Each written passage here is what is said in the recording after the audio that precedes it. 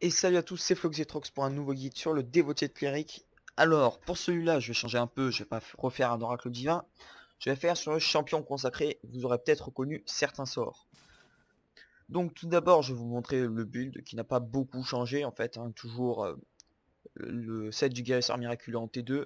Vous pouvez prendre le haut prophète puisque maintenant vous vous orientez plutôt sur du buff debuff. Mais moi je préfère quand même un T2 tout simplement pour les stats que ça donne qui sont pas négligeables. On doit gagner à peu près 500 de stats, c'est assez sympa. Après les armes, vous voyez que j'ai toujours pas évolué, j'ai toujours pas trouvé. Mais bon, avec la nouvelle campagne Tyranny of Dragons, vous pouvez très bien avoir une arme artefact. Et pour cette arme artefact, bien entendu, si la collection veut marcher, voilà, je vous conseille celui-là, le symbole astral du dragon d'or. Puisque d'abord, il vous donne des stats parfaits, mais bon, ça c'est pas le plus important. C'est surtout qu'à la fin, il booste votre saut astral de 40%. Sachant que le saut astral est vraiment le sort qui heal le plus chez le cléric, ou qui est le plus puissant chez le cléric. C'est absolument parfait. Après, en arme secondaire, c'est à vous de voir. Je vous conseillerais peut-être le... Comment ça s'appelle, euh, Fomorian. Puisque il me semble que ça donnait des stats assez sympas. Donc je vais vous dire ça tout de suite. Équipement Fomorian, euh, ça donne frappe critique, réta, neutralisation d'armure. Je veux ça. Frappe critique, puissance réta et neutralisation d'armure. Donc peut-être pas, à voir. Je vais regarder ça tout de suite. Celle-là peut être intéressante. Château Never. Vous voyez, Château Never, voilà. Une secondaire Château Never peut être sympa. Je pars au niveau des stats que ça donne. Bon, actuellement, vous voyez que j'ai vraiment une mauvaise arme, avec une mauvaise arme secondaire. J'ai pas jamais réussi à choper deux armes dans le même set, ça m'a beaucoup frustré, mais bon, c'est comme ça. Après, en artefact, tout simplement, le saut de dévouement le plus haut possible. Si par exemple, comme moi, vous avez le reste en rare et lui en épique, vous utilisez celui-là. Sinon, quand l'œil de la Thunder, si vous l'avez est passé en épique, ça peut être sympa de raise un allié à distance. Parce que tout simplement, enfin pour moi en tout cas, j'ai remarqué que souvent quand je mourais, c'était quand j'allais raise un allié et que je me prenais une zone à ce moment-là. Donc avec l'œil d'attendeur, problème résolu, vous prenez à peu près 2 secondes pour le raise. En plus, il gagne 35% de ses points de vie max, sachant qu'en épique c'est beaucoup plus intéressant. Je vais vous montrer ça. Et après, bien entendu, en légendaire, même pas la peine de dire au contraire. Non, c'est pas celui-là, œil d'attendeur, il est où. Bon, j'ai dû passer dessus sans faire attention. Non, non, non, non, non. Il est où, il est où? Il doit être dans les premiers alors. Voilà, il est là. Donc en épique, 50% de ses points de vie, ça commence à faire beaucoup. Et en légendaire, 65%, c'est absolument énorme. Après, bon, moi j'ai pris le saut du gardien parce que tout simplement ça me donne des stats sympas qui me permettent d'être un peu plus tanky. Vous voyez par exemple que j'ai 2000 de défense. Bon, à déviation, on n'a rien vu. Mais 2000 de défense, c'est quand même bien. 27,4% de réduction aux dégâts, c'est vraiment bien. C'est pas optimal, mais c'est vraiment bien. Bon, la ceinture, je vais pas vous faire un dessin, hein. Artefact de combat, pareil. Vous prenez la ceinture qui vous donne votre stat principal, à savoir la sagesse. Donc forcément, c'est pas la sagacité, sinon ce serait trop simple. C'est la sagesse, tout simplement. Qui vous donne plus 4 de sagesse, de la puissance, du réta et de la défense. C'est juste monstrueux. Bon, vous pouvez voir que j'ai énormément de rétablissement par rapport au seuil, parce qu'il y a un seuil à partir du moment où ça ne sert plus à grand chose. C'est pas grave, je me dis, le rétablissement, n'importe comment, j'en ai beaucoup avec mes armures. Si vous regardez mes enchantements, vous verrez que ça ne me donne pas beaucoup de rétablissement, vu que j'ai surtout du radiant, l'utilitaire sombre, et après de l'azur pour la défense pour certains enchantements de défense. Bon après pour les chemises et pantalons tout simplement je sais plus lequel c'est qui donne à peu près ces stats là. En gémé bien entendu parce que là je l'ai pas en gémé, j'ai pas les moyens, je suis pas riche dans ce jeu malheureusement. Donc après pour les objets, les accessoires, je vous conseillerais tout simplement lequel c'est pas celui-là, c'est celui-là, voilà, l'anneau de douleur. Vous mettez deux anneaux de douleur, alors forcément vous n'avez pas le 7. Mais le désavantage du 7, c'est qu'il donne à peu près tous les stats. C'est un peu comme le Rimnir. Donc c'est pas si intéressant que ça. C'est pour ça que je vous conseille plutôt de prendre deux anneaux de douleur et l'amulette, je sais plus laquelle. Collier de l'adorateur, je crois. Oui, je crois que c'est ça. C'est ça, le collier de l'adorateur. Comme ça, vous gagnez des PV max, de la puissance et encore un peu de critique. Ça sert toujours. À côté de ça, ben, on va parler de votre stuff principal, autrement dit votre armure, votre set. C'est évident, prenez le draconique, surtout si vous vous orientez dans du heal. Je m'explique. Tout simplement, pour plein de classes, le draconique ne sert à rien. Faut être honnête, c'est surtout du buff des alliés, donc ça sert pas à grand chose. Mais pour le cléric, regardez le bonus de 7. Pour 4, vous obtenez une aura qui augmente les soins prodigués par les prêtres sur les alliés situés à moins de 50 pieds de 20%. Et en plus, cela fonctionne si vous avez deux prêtres. Si vous avez deux prêtres, les soins des autres prêtres aussi sont augmentés de 20%, ce qui est juste énorme. En plus, niveau des stats, vous pouvez bien voir que vous gagnez largement en puissance, largement en critique, vous perdez un petit peu en rétablissement, mais comme j'ai dit, c'est pas grave parce que vous avez atteint le seuil depuis longtemps. Et bien entendu, vous gagnez en défense. En plus de ça, vous avez, comme pour la glace noire, ce qui fait de ça un peu du T3 également, un emplacement de surcharge. Sachant qu'en surcharge, vous avez des enchantements très puissants. Je ne sais pas s'ils apparaissent dans la collection. Non, ils n'apparaissent pas dans la collection.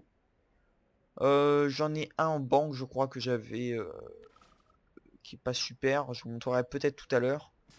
Donc bref, vous pouvez voir que le draconique vaut vraiment le coup. D'ailleurs, on le voit au niveau du prix. Vous pouvez très bien aller voir équipement draconique, par exemple tête draconique.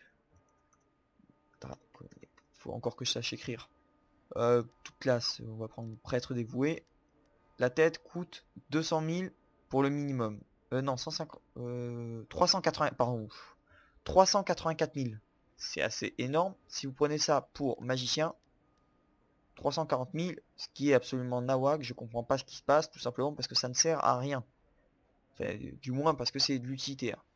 Bon, prenons une autre classe, histoire que je sois pas totalement ridicule. Voilà, par exemple pour le voleur, 75 000. Ça ne vaut rien pour les autres classes. Pour rôdeur, je sais pas. J'ai pas regardé pour rôdeur. 600 000, c'est vrai que pour rôdeur, ça peut être pas mal, je sais pas. Honnêtement, je me suis pas penché sur la question. Sorcier dévastateur, c'est pas mal utilisé aussi. Mais bon, là, on retourne à notre cléric. Pareil, surtout, je crois que ce qui m'avait le plus choqué, c'était les bottes qui sont un peu plus chers pour prêtre. Voilà, 173 000, alors que vous comparez par exemple au sorcier dévastateur ou même au magicien, s'il veut bien rechercher, pour recherche en cours. Voilà, 20 000. Vous voyez quand même une nette différence. Alors la tête, c'est peut-être plus cher tout simplement parce que c'est très dur à dropper. Ça se drop dans le donjon, comme l'armure d'ailleurs. Enfin, l'armure se drop dans le donjon, la tête se drop dans l'escarmouche, donc c'est assez dur à dropper. Mais vous voyez quand même que niveau des prix, ça se ressent que le cléric a vraiment un bon set de ce type. À côté de ça, si vous n'avez pas encore votre artefact de combat qui n'est utile qu'à peu près au moment où il est rare, si vous n'avez pas de bonus de set déjà, c'est-à-dire au 15, le mieux ce serait vraiment de l'équiper quand il est en épique, mais je pense qu'en rare ça vaut le coup déjà. Donc en attendant, vous pouvez très bien prendre les armes en farmant par exemple les escarmouchés donjons du Tyranny of Dragons, vous pouvez très bien prendre ces armes qui sont tout à fait potables. Puissance critique, rétablissement, avec en plus de ça des PV max en bonus de 7, c'est pas le mieux, mais c'est déjà bien. Et là, 838 dégâts maximum, 1764 de puissance, 326 de frappe critique, 248 de réta. C'est assez sympa, c'est assez puissant pour ce que c'est. Il y a juste le bonus en fait de 7 qui est un peu dérangeant pour moi. Enfin, selon moi, mais c'est pas un problème, 1800 PV, ça reste 1800 PV, c'est déjà bien. D'ailleurs, les PV, c'est un peu ce qui me manque, vous pouvez le voir, 24 000, c'est assez peu pour un cléric. Mais bon, maintenant qu'on a fait le tour à peu près de l'équipement, du stuff, je vais maintenant vous parler des pouvoirs, des talents en premier, tiens, des talents que vous pouvez utiliser. Alors, je me suis pas beaucoup respect, j'ai un peu repris la même chose que d'habitude, la sagesse qui donne des soins en plus, les points de vie maximum augmentés parce qu'il en faut, ça sert à rien. Bon, j'ai pris quoi d'autre? J'ai pris du rétablissement supplémentaire, ça j'aurais peut-être pas dû parce que finalement je vois que j'en ai beaucoup. Donc ça j'aurais peut-être pas dû, j'aurais peut-être dû le garder pour autre chose. Votre chance de coup critique augmente de 1%, ça c'est pas mal, c'est vraiment bien. Sort déclenche un coup critique, cible de sort partage un soin sur une faible zone. Voilà, vous voyez que comme je commence à avoir pas mal de critiques, c'est-à-dire 3400 de critiques, c'est assez bon. Vous pouvez commencer à mettre des points là-dedans pour augmenter son effet. Chaque soin soigné, bon ça purifier c'est très intéressant. Puisque ça enlève un effet négatif, enfin, vous avez de la chance, vous avez une chance d'enlever un effet négatif, c'est assez sympa. Vous avez de gagner 30%. Ça sert à rien pour un cléric heal slash comment on dit buff debuff. Donc vous obtenez de la puissance divine supplémentaire. Honnêtement, je n'en ai pas besoin. Après, j'admets qu'en fonction des manières de jouer, ça peut être utile. Moi honnêtement, je n'en ai pas l'utilité. Bon, on va maintenant passer au talent parangonique. Donc l'espoir inspirant qui est juste phénoménal, 15% de rétablissement et de puissance en plus pendant 150 secondes, donc 2 minutes 30, c'est beaucoup. Après j'ai remarqué que j'aurais pu mettre un peu plus dans les autres voies qui sont assez sympas. Mais ça c'est un peu trop tard, donc je vais vous montrer ce que j'ai mis en fidèle par exemple. Lorsque votre cible bénéficie de points de vie temporaires, vos soins sont 2, 4, 6, 8, 10% plus efficaces. C'est sympa. Bon, je trouvais ça meilleur que l'autre, surtout que je joue avec la flamme sacrée en général. Bon, là, je suis pas avec, mais en général, je joue avec la flamme sacrée. Après, je devrais peut-être le changer pour mettre ça. Si vous pouvez le faire, faites-le, c'est peut-être plus utile. Parce que finalement, je me rends compte que les points de vie temporaires, je joue pas tant que ça avec. Donc ça, je vous le déconseille. Mais bon, comme j'ai pas de respect et que j'ai pas envie de me payer une respect à 78 000 ou à 300 zen, voilà. Je reste comme ça suffit. Alors, esprit lié, ça vous permet d'augmenter vos soins, d'augmenter les caractéristiques quand vous avez soigné des alliés en divinité. Ça c'est bien. Enfin, avec Channel Divinity, c'est-à-dire quand vous sauvez un mec en faisant clic droit, enfin genre en faisant divinité clic droit. Voilà, je peux pas le faire. Enfin, bref, ça booste ses compétences, c'est assez sympa. Après quoi d'autre? Le saut astral, la flamme sacrée, bon, c'est deux sorts que j'utilise beaucoup. Surtout quand je joue seul, parce qu'on peut pas toujours jouer à plusieurs. Les alliés affectés pour terrain sanctifié, du coup je l'ai pas remonté, je vous expliquerai plus tard pourquoi. Savoir de soigneur gagne de l'efficacité, votre caractère en fonction de votre caractère. Lorsque savoir de soigneur est activé. Ça j'aurais dû le mettre. Ça j'aurais vraiment dû le mettre. Autrement dit, savoir de soigneur que je joue actuellement parce que je n'ai pas trouvé plus utile jusqu'à maintenant chez cette nouvelle classe parangonique. Ça fait qu'il est 5% plus efficace et en plus quand il est activé je gagne 5% de puissance en fonction de mon rétablissement. C'est vraiment très fort, surtout quand vous voyez que vous avez autant de rétablissement que ça. Voilà, vous voyez, 3800 de rétablissement, 5% ça fait à peu près, bon c'est pas si énorme que ça fait 380, ça fait 190. Mais ça, ça commence à faire. 190, je sais pas des conneries, ouais non, 190 à peu près. Après les alliés, bon ça je l'ai déjà dit. La barre de divinité en plus c'est vraiment le truc qui me semble le plus utile, le plus important. Parce qu'avec ça vous pouvez soigner un allié et le remettre full life sans problème, c'est vraiment génial. Par exemple enfin, on avait fait un rivage de turn, l'escarmouche de Tyranny of Dragons en épique. Avec ce truc justement, en fait ce talent, ça nous a permis de terminer 40% du boss à 2 avec un tank. C'est-à-dire sans DPS, on a réussi à survivre et du coup à le tuer à la longue. On a mis du temps, mais on a réussi, on était assez content d'ailleurs. Et ça m'a vraiment permis de le sauver plusieurs fois, c'est vraiment super. Alors dans le juste, qu'est-ce que vous pourriez mettre si vous aviez la possibilité, vous n'avez pas fait le con comme moi sur certains talents comme là. Par exemple, je crois que c'était... Non, c'était pas celui-là. Euh, Oui, voilà, exaltation, ça pareil, j'aurais pas dû le mettre, c'est complètement useless, j'utilise jamais ce pouvoir. Je pensais qu'il était bien, mais en fait je me rends compte que je ne l'utilise jamais. Après, bon, ça peut être sympa. Ça, mettez ça là, donc ça. Mettez tout à fond, généralement, moi je mets tout à fond, c'est plus simple, plus important selon moi. Soin revigorant, bastion de santé, bouclier astral, oui, ça vous le mettez. Ça vous le mettez aussi. Essayez de mettre ça. Ça, pas la peine, je vous expliquerai pourquoi plus tard. Donc, techniquement, il doit vous rester 5 points. Vous avez enlevé 5 et 5. Vous en avez laissé 2. Donc, des soins avec... Ouais, il vous reste 5 points, il vous reste 0 points. C'est pas grave. Les 5 points qui restent, je vous conseille de les mettre dans l'espoir inspirant. C'est vraiment excellent. C'est voilà. En mode divin, vous avez une chance de déclencher espoir inspirant avec les pouvoirs de rencontre, ce qui vous confère 15% de rétablissement et de puissance supplémentaire pendant 150 secondes. En gros, pendant 2 minutes 30, votre puissance, si vous êtes à 6800, montera à 7700. Je crois que moi, ça monte aux alentours de 7700. Et après rétablissement, je fais jamais attention parce que c'est pas une stat que je regarde beaucoup quand je suis en combat. Mais honnêtement, ça vaut vraiment, vraiment le coup. C'est vraiment exceptionnel. Bon, on va maintenant passer aux atouts. Donc pour Charandar, toujours les mêmes. Puissance, frappe critique, PV max et une chance de se guérir de 400 PV. Bon, ce que je vais faire tout simplement, je vais pas tout vous expliquer. Là, c'est des trucs qui me semblent assez logiques. Vous faites à peu près comme vous voulez. Mais je pense pas que ce soit la peine de tout détailler. Voilà, vous faites un arrêt sur image, vous regardez à peu près comment ça fait. Je pense que c'est pas important que je détaille tout parce que c'est surtout du bon sens pour moi. Enfin, d'après moi, c'est du bon sens. Ou alors c'est un choix personnel. Mais là, dans ce cas-là, chacun fait son choix personnel et c'est pas la peine de développer. Donc je préfère vous laisser faire comme vous voulez pour ça en vous montrant quand même ce que j'ai fait. Donc voilà, vous pouvez voir à peu près. Tyranny of Dragons, alors vous voyez que j'ai pas pris tous les atouts parce que tout simplement je m'y suis pris un peu tard, j'ai même pas débloqué le donjon. J'en suis encore Caliscarmouche, bon la clé je la prends. Artefact par les dragons, ça j'ai pas encore assez. Entre deux osmos, je l'ai pas non plus. Enfin, vous voyez vraiment que je suis vraiment en retard sur cette campagne parce que je l'ai commencé presque 2-3 semaines plus tard. Donc on va revenir aux atouts. Voilà.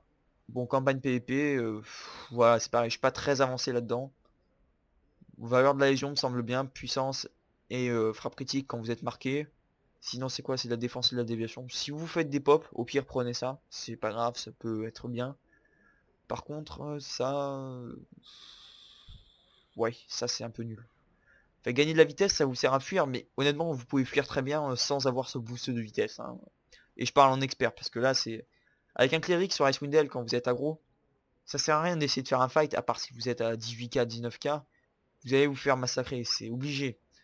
Donc le mieux, c'est de courir, et souvent, vous arrivez à vous en tirer comme ça. Bon, on va maintenant passer au compagnon, tiens. Ouais, je vous fais mijoter les pouvoirs. Bon, la pierre Yun, ça me paraît obligatoire. Si vous pouvez la monter, montez-la. Bon, alors, rune de lien inférieur, pierre de rune d'habilité 7. Bon, je vous conseille de mettre 2 runes de lien inférieur. Vous voyez que les bonus sont largement meilleurs. Mais, bon, l'habilité peut servir entre-temps. Entre-temps. Ensuite, pierre de rune occulte, oui, parce qu'il se trouve que le bonus de la pierre Yun, c'est-à-dire qu'il donne tous ses stats, se cumule avec l'occulte. C'est-à-dire que je gagne 108,5% de mon compagnon, ce qui est mieux que 100%. À côté de ça, en stuff, bah, vous mettez la même chose que vous en anneau. Bon, moi j'ai mis ça parce que je suis resté un peu en mode old school, parce que j'ai pas encore fait le donjon. Pareil pour le collier, même si celui-là est très sympa. Et l'icône, bah, j'ai pris à peu près les stats qui m'intéressaient. C'est pas Là c'est honnêtement pas optimal, prenez à peu près les mêmes choses que vous avez sur vous. Autrement dit sur vous, vous verrez qu'après vous aurez choisi votre arme secondaire. La draconique peut être pas mal aussi en arme secondaire niveau des stats, ou la Château Never. Pour l'anneau, vous prenez le T3 que je vous ai montré tout à l'heure, autrement dit... Où il est, où il est, où il est? Celui-là. Oui, c'est ça. L'anneau de douleur. Et en collier, vous prenez le collier de l'adorateur. Et là, vous avez votre pierre Yun. Après, dessus, je vous conseille de mettre aussi des gros enchantements. Moi, je suis resté en 5. Mais si vous avez du 7, du 8, du 9 et même du 10, n'hésitez pas. Ça peut être sympa. Après, à côté de ça, pour les bonus actifs, le loup que vous pouvez avoir à partir du pack du premier acheteur, ça peut être sympa, ça réduit votre menace, pourquoi pas. Robin des Plaines, oui c'est un jeu de mots avec Robin des Bois, Robin des Plaines, voilà, je suis fier de moi. Bon, puissance rétablissement, ça peut toujours être utile, pareil, rétablissement pour Bambi. Et Fébraise, puissance et rétablissement, oui, parce que c'est un match de l'orage, vent, brise, Fébraise. Voilà, ça ne veut rien dire, je sais, mais c'est pas grave. Donc les compagnons inactifs, sinon qu'est-ce que j'ai là-dedans qui pourrait être bien aussi? Bon, si vous voulez, prenez un mimique de givre pour la défense. Drain de vie puissant, c'est pas si utile que ça. Frappe critique puissant, pas si utile que ça. Neutralisation d'armure, oublié. Taux de critique, oublié. Ça sert à rien. Et Jerry le loup-garou, bah oui, Tom et Jerry, 30% de chance d'empoisonner la cible. Ça ne sert pas à grand chose selon moi. Tout ça pour me rendre compte que j'ai finalement oublié de vous parler des enchantements d'armure. Bah tout simplement, en amélioration d'armure, je vous conseille de mettre un forgeam. Après de le monter au fur et à mesure. Et pour l'arme, le Vorpal ne sert pas à grand chose. Essayez plutôt de prendre un arme de justice ou un mage peste moindre. Enfin, à augmenter bien entendu, hein. Augmentez toujours dès que vous le pouvez. Après, au niveau des enchantements, en attaque, je vous conseille de mettre du radiant surtout. Même si ça coûte un peu plus cher que le reste, en attaque il y a de l'arme. Donc vous voyez radiant 7 aussi sur l'arme secondaire. Collier, ben, pareil, c'est de l'attaque, donc radiant 7. pareil, Radiant 7. Radiant 6, oui, j'ai pêché. Il me manque un peu de diamant astro. Et Radiant 6 aussi, je crois. Et sur le GM, bien entendu, vous faites du Radiant en attaque.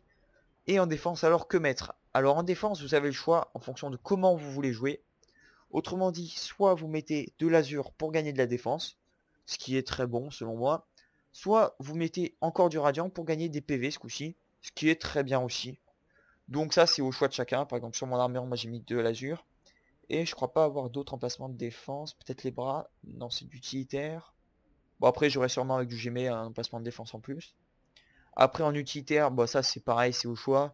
Soit vous mettez du mouvement à partir du forge à qu'est-ce que j'y raconte? Du sombre 6, fait, ou 7, 8, 9, 10, voilà. Soit vous prenez un enchantement de trésor du dragon que vous obtenez avec ça, avec cette campagne, qui vous permet de choper des trucs de sublimation qui vous permettront de booster vos artefacts de combat. Et je sais même pas si ça sert pas aussi pour les artefacts normaux. Donc c'est assez sympa. Après c'est pareil, c'est au choix. Ensuite il me reste enfin le final, autrement dit les pouvoirs.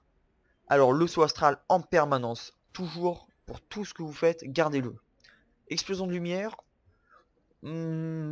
alors moi je l'utilise quand je me mets en format dragon. Autrement dit ça c'est le format quand je combats un dragon. Je prends la lueur divine toujours, ça me permet de recharger ma divinité, ça débuff les ennemis et en plus ça fait du dégât. À côté de ça je mets une explosion de lumière pour heal tout en régénérant ma divinité qui est cachée, voilà, qui est là. À côté de ça, je mets un feu de forgeron que je mets toujours en mode divin pour procurer des soins à mes alliés en le mettant sur le dragon. Parce que tout simplement, j'ai remarqué que le bouclier astral, avec tous les mages, tous les trucs comme ça, tous les rôdeurs, tous les trucs qui tapent à distance, le bouclier astral n'est pas si rentable que ça sur un dragon. C'est vraiment du gâchis. Autant mettre un feu de forgeron qui fera du dégât, qui ralentira et qu'en plus de ça, soignera vos alliés, en complément d'un saut astral, sachant qu'à côté, il y a d'autres clérics. À côté de ça, en pouvoir, en dragon, comme sur les boss de donjon d'ailleurs, je vous conseille la bénédiction du combat, qui a une très faible cadence de tir, mais fait des dégâts honorables pour un sort de prêtre, et qui en plus, il fait buff vos alliés, et non ça ne l'heal pas, mais ça buff vos alliés, et c'est assez sympa, et ça a une bonne portée, donc quand vous faites un dragon, mettez ça. Bon, après, les quotidiens, toujours une colonne de feu au cas où il manquerait du DPS. Je l'ai toujours sur moi. Et ça m'a sauvé justement sur le boss comme je vous l'ai raconté tout à l'heure. Quand on était à deux. L'armée consacrée, bah, c'est juste cheaté. Ça donne à peu près 50% de votre puissance à vos alliés. Autrement dit, moi je donne 3500, fait presque 3500 de puissance à mes alliés à un tour.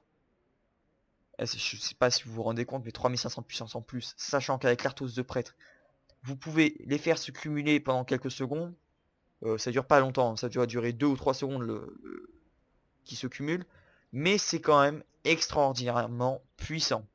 À côté de ça, bon, vous faites un peu de dégâts, mais ça c'est pas important. Et vous donnez... subit des dégâts supprimés, confère un peu de points du tout. Ouais, voilà. Bon après le truc c'est que si quelqu'un prend des dégâts, ça se supprime. Mais à côté de ça, ça confère des points de vie temporaires dans ce cas-là. Donc honnêtement, c'est bien. Surtout si vous êtes avec un ami mage par exemple. Vous lui dites que vous le mettez. Là, il utilise un quotidien comme le poignard, je crois, qui est assez puissant. Et là, il fait un truc de fou. Et vous aussi, par la même occasion. À côté de ça, l'armure consacrée qui vous donne de la classe d'armure supplémentaire et de la chance de déviation. C'est passif, j'ai eu du mal à trouver parce qu'ils sont pas si intéressants que ça quand on y réfléchit. À côté de ça, le savoir de soigneur, parce que la réduction de menaces, vous n'en avez peut-être pas énormément besoin, grâce aux tanks qui ont été up, et aux mages qui font beaucoup de dégâts. Donc vous augmentez la puissance de vos soins de 5%, c'est assez sympathique. À côté de ça, si vous voulez vous mettre en mode je fais mes quêtes solo, alors je vous conseille de prendre d'abord le bouclier astral pour vous, il vous-même, ou même c'est pas si vous faites vos quêtes solo, mais que vous faites un donjon avec des potes. Alors dans ces cas-là, ce que je vous conseille de faire, sur les mobs normaux, pas sur les boss, prenez toujours lueur divine, très important. Bouclier astral pour vous, heal vous-même ou pour heal vos alliés dans un donjon où il y a plusieurs mobs. Et si vous êtes en solo, vous prenez la lumière démoralisante pour le DPS que ça fait, qui est assez exceptionnel. Sinon, vous prenez un feu de forgeron, ça sert toujours. Et à côté de ça, vous remplacez votre bénédiction de combat par une flamme sacrée, ça paraît logique. Alors, je viens d'y penser. Pourquoi je vous avais dit de ne pas monter votre terrain sanctifié? Tout simplement parce que le terrain sanctifié est très bien. Mais quand vous avez l'armée consacrée, il ne sert plus à rien en comparaison. Il est excellent, mais selon moi, ne vaut largement pas la puissance de l'armée sacrée, qui est juste phénoménale. Bon, après, je vous donne des builds, mais je vais un peu vous expliquer pourquoi certains sorts sont un peu inutiles. Par exemple, celui-là, ça octroie des points de vie temporaires aux alliés à proximité. Si vous jouez là-dessus, prenez-le. Si vous jouez vraiment, vous avez mis tous vos talents là-dessus pour que ce soit très intéressant, prenez-le. C'est vrai que c'est très intéressant, surtout quand ça vous donne des bonus, des points de vie temporaires. Sinon, ce n'est pas la peine, ça ne sert à rien. Bon, le briser l'esprit, moins bien que la lueur divine, moins bien que le feu de forgeron, donc passez votre tour. Ça peut être bien, mais c'est sur une cible unique.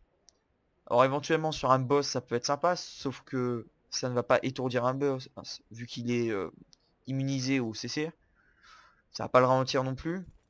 Bon, ça va faire un peu de dégâts, un debuff de dégâts aussi, mais je trouve pas ça fou comparé à la lueur divine qui en plus fait une zone. Après c'est mon avis personnel, tout le monde peut avoir le sien.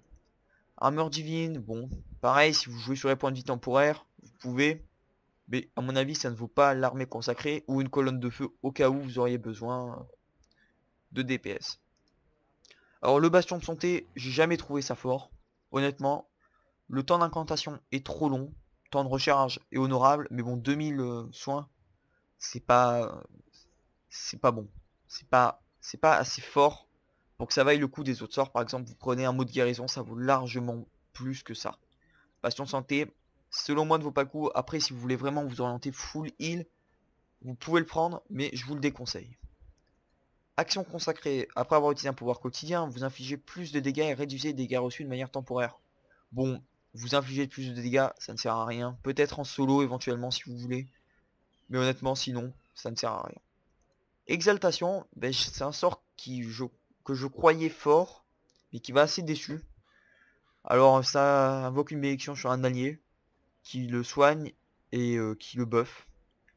Mais le heal est tellement faible, et le temps de recharge est tellement faible aussi, que ça vaut peut-être pas le coup en fait. Hein. Donc non, j'ai été très déçu par ce sort en fait. Je pensais que c'était plus puissant que ça. Et là je trouve pas ça fort du tout. Après c'est pareil, si vous voulez vous orienter heal buff pur, vous pouvez le prendre. Mais c'est pareil, c'est un peu comme le bastion de santé, je vous le déconseille. Même si ça c'est meilleur que le bastion de santé, même si c'est pas en zone. Bon la ferveur sacrée maintenant, les points d'action en plus. Vous n'en avez rien à péter, vous avez déjà ça. La lumière démoralisante, après un bref délai, invoque une puissante colonne de... Bah, ça, j'en ai déjà parlé. Flamme sacrée, pareil. Apaiser la menace en manche, j'en ai déjà parlé aussi. Ça peut être utile, mais rarement quand même. Fortune divine, les pouvoirs qui n'infligent pas de dégâts créent également de la puissance divine. Ça, si vous avez du mal à gérer votre puissance divine, prenez-le. Ça vous aidera grandement. Alors les chaînes de lueur flamboyante, ça fait longtemps que je ne l'ai pas utilisé. C'est un bon sort. En PVP, à mon avis, en PVP, ça a son rôle. Mais ça fait longtemps que je n'ai pas joué en PVP, donc forcément, je ne l'ai pas utilisé depuis longtemps. Mais en PVP, à mon avis, c'est très utile. Vous pouvez le remplacer peut-être par une lueur divine. Vous pouvez par exemple faire un build chaîne lueur flamboyante, bouclier astral, feu de forgeron. Et en PVP, plutôt qu'une flamme sacrée, peut-être une bénédiction de combat. Ça, après, c'est à vous de voir comment vous préférez. Moi, ce qui me gêne un peu avec la bénédiction de combat, c'est un peu la lenteur comparé à la flamme sacrée. J'ai l'impression que vous pouvez mettre à peu près 2 coups et demi de flamme sacrée pour un coup de bénédiction de combat. Et dans ce cas, c'est plus rentable la flamme sacrée. Mais après, c'est à vous de voir. Donc voilà. Terrain sanctifié, j'en ai déjà parlé. Lumière brûlante, c'est bien quand vous dans la phase de leveling. Après, ça s'essouffle vite comparé au reste. Donc voilà, c'est pas super.